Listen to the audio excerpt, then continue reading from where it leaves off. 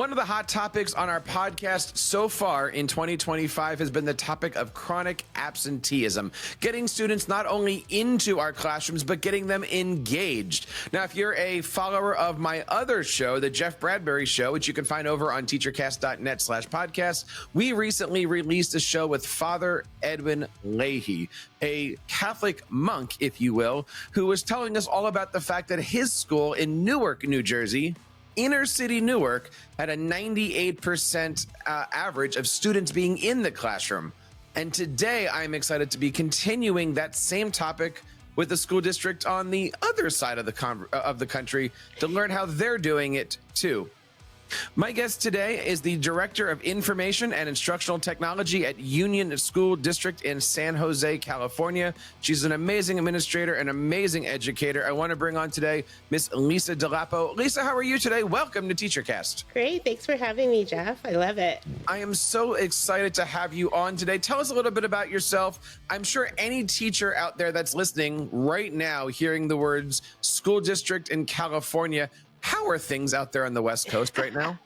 Well, half of us are on fire, but the rest we're on fire in different ways.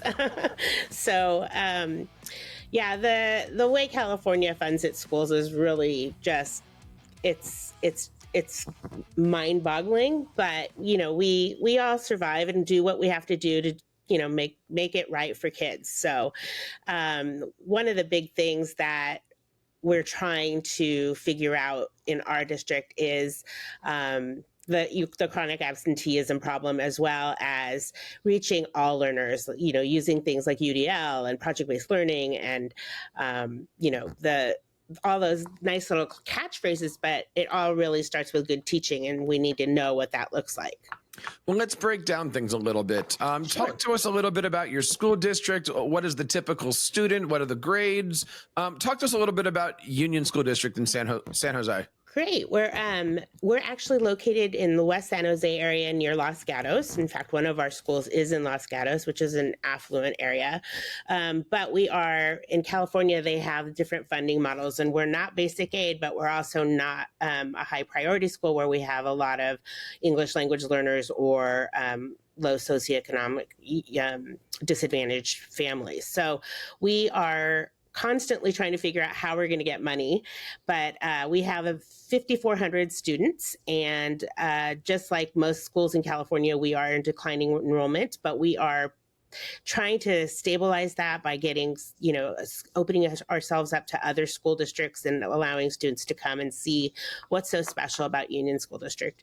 We have been a Google reference district since probably 2009, whenever the Chromebook came out. We were one of the first schools to try it. And we're very innovative, or we like to think we're very innovative. And we use instructional audio in every single classroom, which is interesting because I found out when I came into education that's not an option in most classrooms because it is a little bit pricey. So we made the investment to have it in every single classroom. We are K-8, so we do have some special ed preschool as well as TK, and we go all the way up to 8th grade. Now, you had mentioned the term instructional audio. Can you define that for us? Sure. So in every classroom, we have teacher lanyards and student microphones, and they're hooked up to our AV systems in every classroom. And so the TV sound comes from there. All of the audio, if you want to have your iPad or your MacBook hooked up, or even the students' Chromebooks, they can all talk to basically the same audio video system. And then our Lightspeed technology basically is installed in every classroom, and it amplifies the teacher's voice as well as student voices, so that not only can that instruction be followed, but it can be heard by every student. And so the students are listening to the audio through, say that again, a speaker or through headphones? Through the speakers. And so it's all and there's no front of the room, right? Because you could be talking to the board as the teacher, and they can still hear you because it's going through the speaker system. Interesting. What made your district move into that direction? Two of our schools host the County Deaf and Hard of Hearing program. And so we've done that for many years. And so I think that helps us push that so that we can have audio systems in every classroom. But also the simple fact is we are constantly, as teachers, talking to our students. And so respecting the teacher's voice and saving it is a big deal. And so that is one of the reasons. Plus, not everyone can hear the teacher unless they're sitting in the front of the room. And some of the teachers will say, well, I'm going to use my teacher voice, but the teacher voice only is heard louder by the people in the front of the room or closest, proximity to the teacher. So it's been really great to see our teachers implementing it in their instruction and allowing students to also have the student mic and be able to share too. That is such an important point on that. And, I'll be honest here on the show, like my wife started teaching with an audio system too. She teaches music.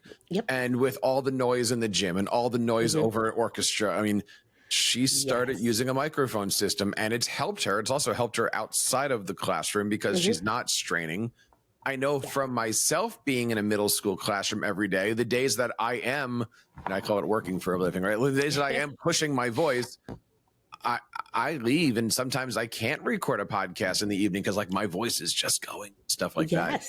Talk to us a little bit about making that selection for those who are out there listening and are interested. What was you said K-8, so how many schools, how many classrooms, but what was the financials to make this thing happen? And did you do it all at once?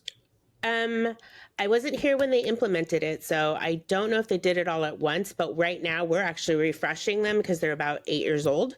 And so I am doing it. I did 2 schools over the summer just to test it out to see how it works. We got a new Lightspeed Cascadia, which also includes a button that will eventually implement with our phone system to call the front office, which is hugely important, because how many times have you been with a student and you can't leave them and they're having a medical emergency or they need, you need some backup from another classroom? This will actually call the office and tell them you need help, and it's two-way communication. So it's about, I would say we have about 40 classrooms in our middle schools and about 30 classrooms in our elementary schools. And so the 2 schools we did were, one was an elementary and one was a middle school. And so it cost about $150,000, but we already had some of the infrastructure in. And I mean, I feel like to just be able to give that as an equal playing field for every student and every teacher it's a gift, right? And so we use our technology bond money from the community to fund that.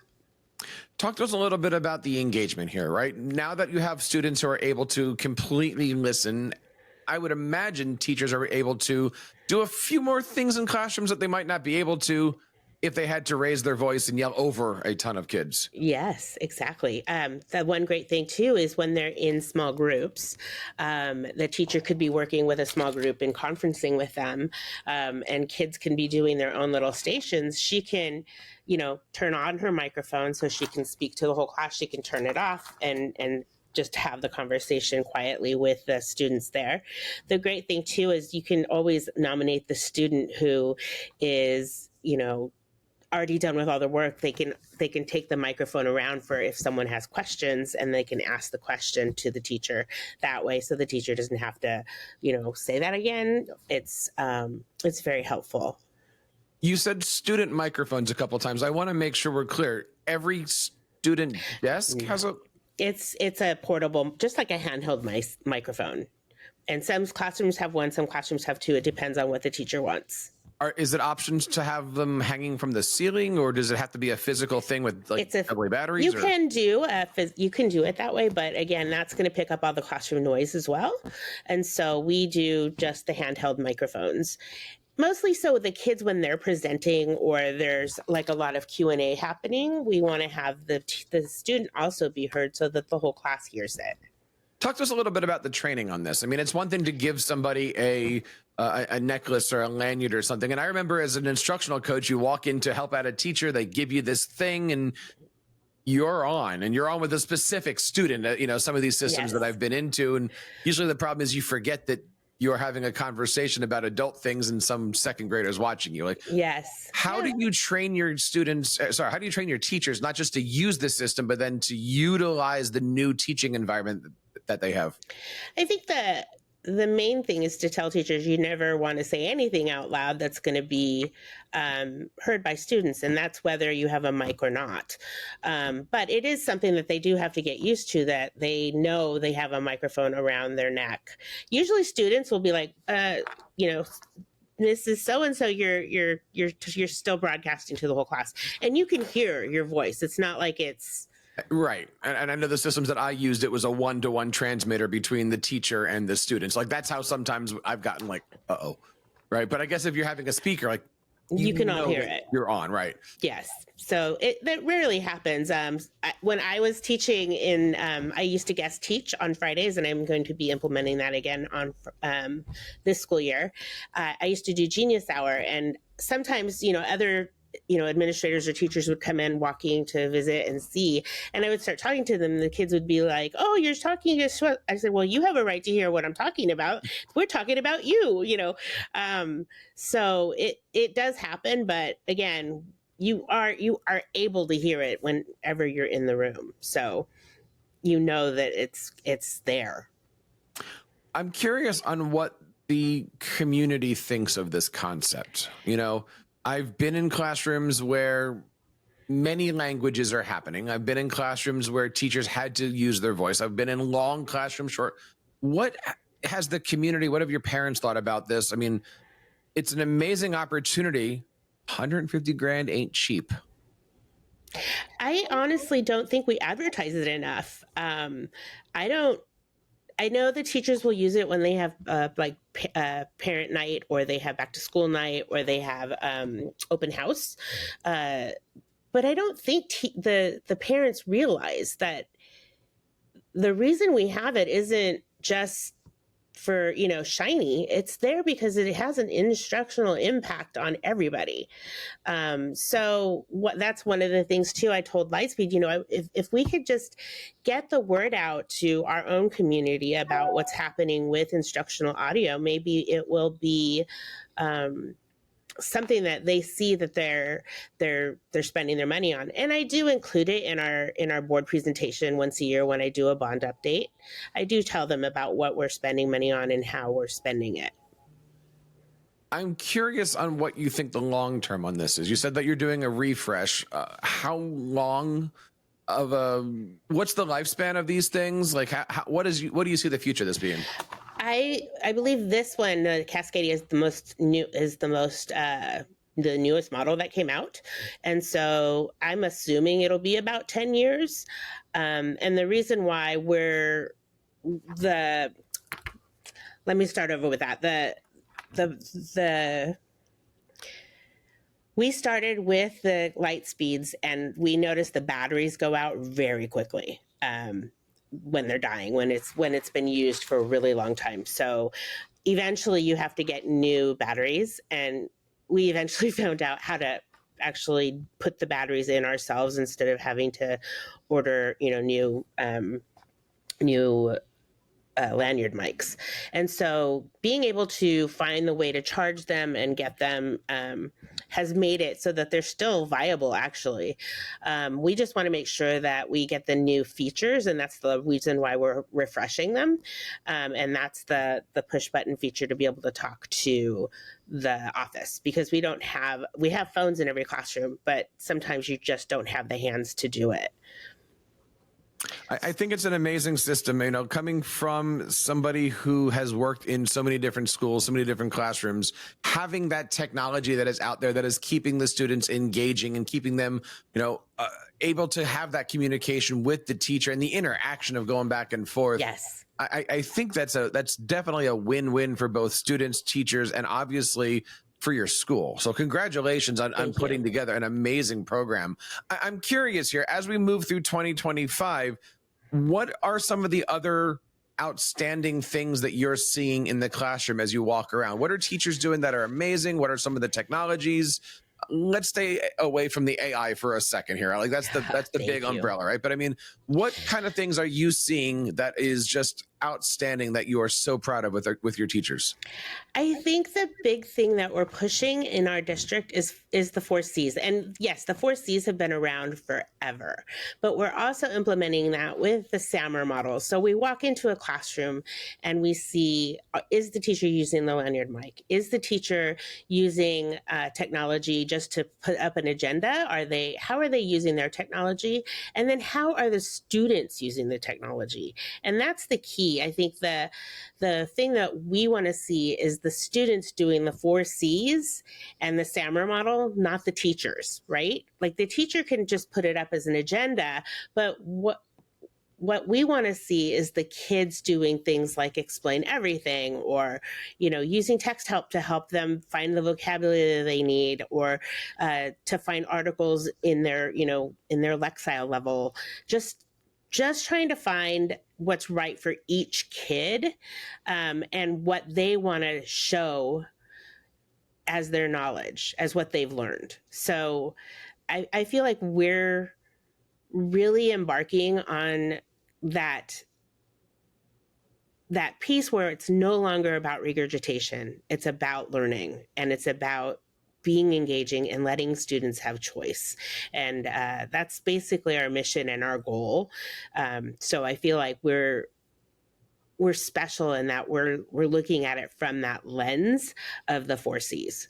How long did it take you to get there? I'm curious. And also, was that a direction brought in by your strategic plan? Like, that's a huge statement that you just said that I don't think I've ever heard a school district go, we're there almost. Like, we're not there, but I see it happening. I see it happening because we have the professional development every year to do it. So in the summer, I run a 4-day professional development, and each day is a C, right? So first day is creativity, second day is critical thinking, and we just do all 4 Cs in 1 week. And they're there for 4 to 5 hours, and they're learning how they can actually give their kids a menu of items to choose from, instead of everybody's going to just spit out the same exact worksheet or the same exact slide deck or whatever. So we try to curate tools and curate them so that the teachers know how to use them and what they could be used for, so that they can offer more than just one option in the classroom for a student to show what they know. I'm curious here, and you know what? Maybe, Lisa, this is a bigger podcast topic that maybe we can explore at a different time, because my mind is going with this, right? But you said that you're a K-8 district, right? Yes. So would you be thinking unilaterally on this, if I'm saying that the right way? But I mean, or you have to prepare them for the high school. You're doing a fantastic job in your K-8. What does it look like once they go up to a different school district or a different high school? I mean, is there partnerships with that, or are you guys kicking butt and then they go somewhere? What does that process look like? I don't know if I'm asking the right questions here, but like, what does that process look like, and how do the kids take that transition going from you guys are doing a fantastic job to whatever's in their future? Yeah, if I could solve that, I think I'd be a billionaire. I don't know. We don't collaborate directly with the high school, except for when it comes to 7th or 8th grade coming into high school. They actually send counselors, and they get to go on field trips to their high school. But there is no collaboration when it comes to that. I feel like the more, and I've worked in high schools, and I feel like when you're in a high school, you're a little bit more siloed, and you don't want anyone else's input. But with our district, there is we are a destination district. People want to work here. And so it's because we allow so much more freedom than what we are going to get from a standardized test. And I think that's what makes that 4 Cs so successful too. You know, Lisa, I would love to take a moment and invite you on with any member of your team to come on and share that story, because that is an amazing journey for your students, for your teachers, and any other instructional support that you have out there. And if you guys have any questions about the instructional audio or how Lisa's kicking butt over in her area of California, would love to have you guys going over to teachercast.net/contact. hit me up. Be happy to pass any questions along, and maybe we can get you on a show with Lisa as we go through here. But Lisa, I want to take a moment just to wrap up here, because we are going through any words of advice for any student or any school district, I should say, that is looking to bring in something innovative such as that instructional audio component. Listen to your students and ask them what they need, and you will be successful every time, because what 80% of the students want normally works for 80% of the students. And so you can hit really big targets just by talking to them. That is some great advice. Where can we get a hold of you, and how do we find out more information about the great things that you're doing, Lisa? We're at unionsd.org, and then my email address is delapol@unionsd.org. We're going to make sure that we have all of the links over on our show notes. You can find more information over at our shows at teachercast.net/podcast. Lisa, thank you so much for coming on the show today. Please invite yourself back on. I'll be on tomorrow. Hope so. We want to say thank you out there to listening to this show. You can find us both on audio and on video, Apple Podcasts, Spotify, wherever you find your audio. And of course, you can head on over to teachercast.net/YouTube and check out all of these things. One more time, I want to say thank you to Lisa DeLapo for coming on the show, and thank you guys for making TeacherCast your home for professional development. So on behalf of Lisa and everybody here on TeacherCast, my name is Jeff Bradbury, reminding you guys to keep up the great work in your classrooms and continue sharing your passions with your students.